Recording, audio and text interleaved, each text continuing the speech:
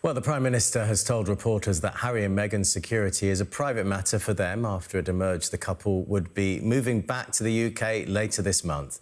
The Duke and Duchess of Sussex moved to the US more than 6 years ago, you'll remember, but are returning to live in a non-royal residence outside of London. Well, let's bring in Andy Barr, a crisis communications expert. Good to see you, Andy. So why do you think they're returning? Well, let's hope it's for family unity and to kind of get the gang back together. Yeah, I mean, you heard what Andy Burnham said. Security has been a big issue, and he said it's a private matter. Do you think that means he's just saying you're on your own, you need to look after your own security? I think that means he was put on the back foot like the rest of the sort of royal party in terms of not knowing until the last minute what was going on and without any concrete arrangements being planned.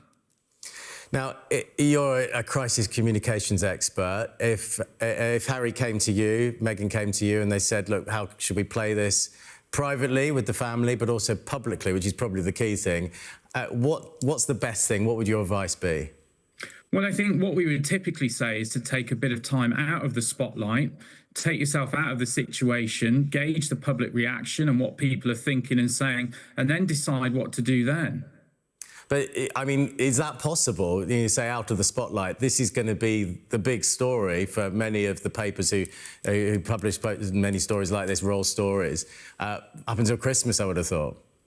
Oh, very much so. And I think it is very hard for them. But I think they can help themselves by not sort of getting involved in as many commercial arrangements in the UK as they have done in America. And that's one of the big issues that they've got. They're an expensive household with a very expensive security detail, and they need to raise funds in order to, well, I guess, live that lifestyle. And how do they play the perception with the public? I mean, we were just running a YouGov poll earlier, and most people think they shouldn't return. They weren't incredibly popular when they left, amongst many fans of the Royals. How are they going to turn that around?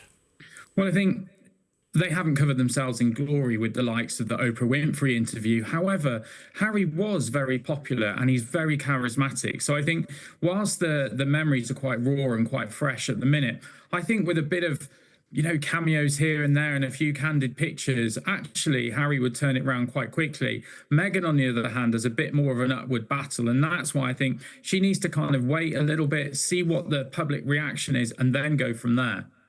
So the Invictus Games is coming up. That's going to be a great time for Harry in terms of his PR. I mean, would you advise Harry to do a big interview? I'm actually thinking, as I'm saying that sounds like his parents did interviews when they were splitting up many years ago in the late 90s. But if he could sort of shape it in a different way, could that work?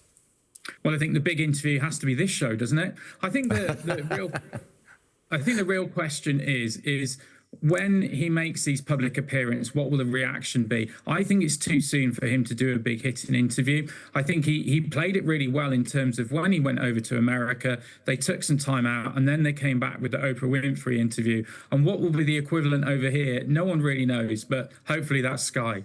Well, yeah, Sky and with me. I need to put a bid in for that. So to tell me the relationship with his father, the King, that has started. So they've had meetings.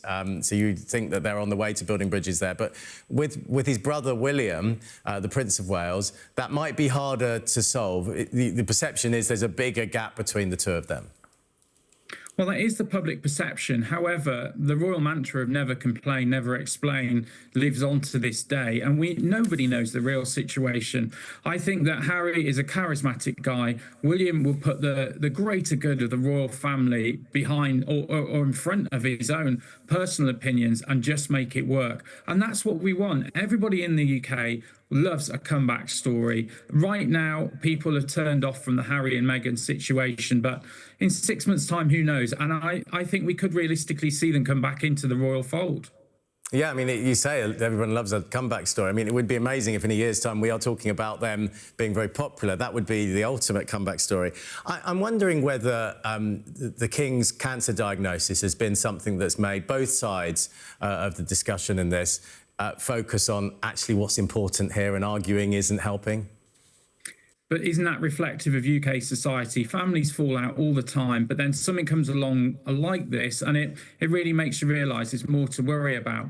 But I think what is really important is that people forget that Queen Camilla had a torrid time with the media and with UK public perception 30 years ago, and she's turned it round. And that could be Meghan's secret weapon. She's got a crisis comms expert within her own family.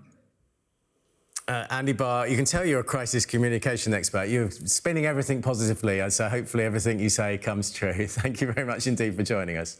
Thank you.